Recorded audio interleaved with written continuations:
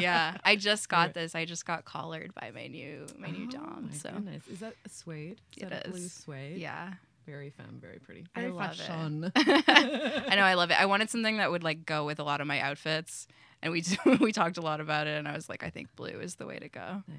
Yeah, it was a very romantic moment. I like knelt in this like gorgeous hotel room, and he put it on my neck, and we both cried, and it was really sweet. Yeah, kink is beautiful.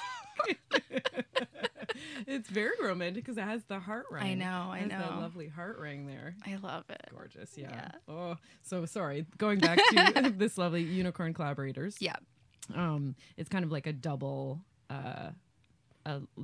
bracelet. Yeah, they call it the double duty cuff. Double duty cuff. So it's like a cool little double bracelet. Yeah. And then kind of folds out. Yeah, I really like wearing it just like when I'm going to an event where I think impromptu bondage might happen. Yeah. And it's great because you can like be pinned like up here with it, or like you can like have your wrist behind your back, or however somebody wants you. It's very useful. However somebody happens to feel like wanting you in that moment. Very lovely. And I like wearable. I like the wearable kind of fashion element as well. Yeah. So you can wear that, and people who are kinky will be like, okay, I know you. I see you. Yeah. You know? It's kind of weird now because like kink accessories are like in fashion now. So like, are they, do you think? You can get collars and stuff at like Forever 21, places like that. Like an O-ring or a D-ring collar? Yeah, like they like I think it's because 50 Shades of Grey is so in. Like there's like a kinky aesthetic that's like sweeping the nation. And I had a partner who was like Dommy, who was like, I don't know who to flirt with anymore. Everybody's wearing these collars. I don't know. Interesting. Yeah. That's an interesting point. By the way, your episode of The Dildorks where you just watched 50 Shades and bashed it. Watch more movies, please, on the podcast. Because I honestly love that. Like, I put a podcast in when I'm traveling anywhere. I work like way in the West End, so like I've got a long travel. That was so nice to just like have that on.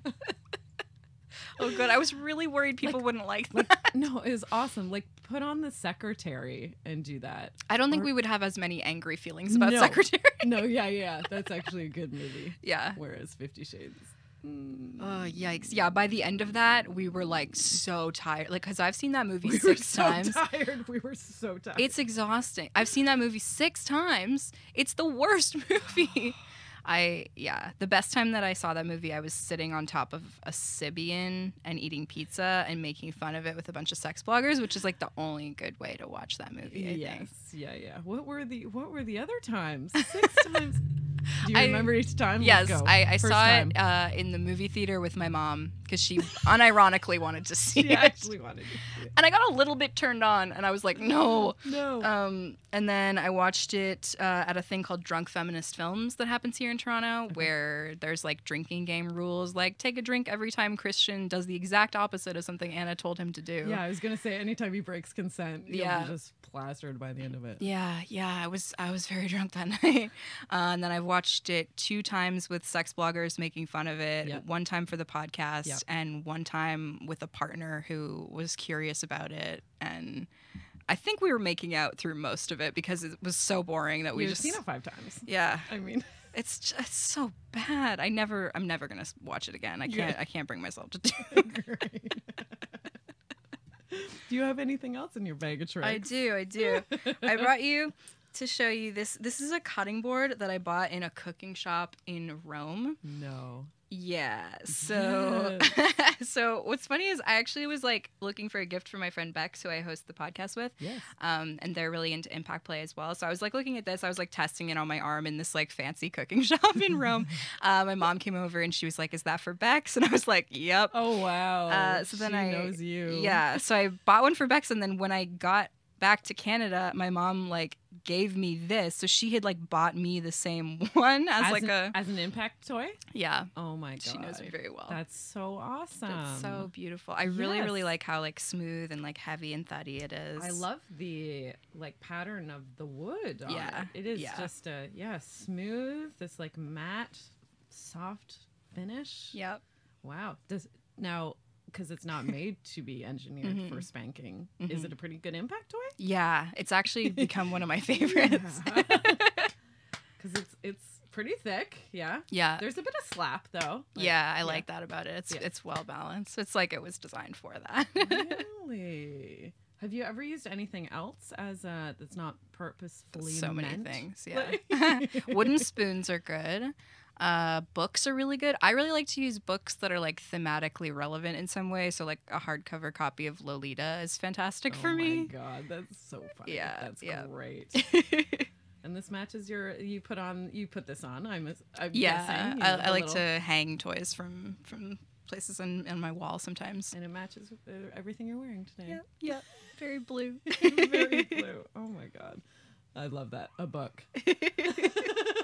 Yeah, it's just fun to think about like all the different books you could use for different scenes. Like if you were doing a medical play scene, you could use like the DSM or something. Yeah, you could use like a medical textbook Yeah. or something. Yeah. Oh my god. You could have them read passages to you in between. Oh, yeah, it's good. Oh, that's so good. You know, really opens up the possibilities. And that I love that because I love being made to do like mental tasks while I'm being stimulated, like to try and they're trying to phase me and get me to. I'm trying to concentrate. I'm pretty good at like concentration and not being like fluffed. Like if something happens, so. I really like being given like something to read aloud. Like I've got to read it as steadily and as in control as possible, or like recite something from memory or something while like stimulation is being received to me. Like, Yeah. I love that. I like being worked, like being put to work. Yeah. I play musical instruments, and I've long had a fantasy of like playing piano while someone is doing some kind of stuff to me and like getting punished if I mess up a note or something. Like that would be fun. Yes. What instrument? Well, like piano would be good for that. I think that like I also play the ukulele and guitar, but I feel like those would not lend themselves quite as well. It's harder to like get in there, but Yeah. You are a lovely ukulele player Thank and you. a lovely singer. Thank you. It reminds me, I gotta have you back at the stage show at some point. I would love that. I have more sexy songs. You have more songs? Yeah. Yes. Did you write some about some of your kind of experiences over this past year or so? Yeah, it was funny. I actually like wrote a kinky song before I ever even like started identifying as kinky. Like I was just kind of like exploring it, and when I would play it for people, I would be like, this is sort of about a fictional character or a fictional situation, and then I started to realize like, no, this is definitely about me actually.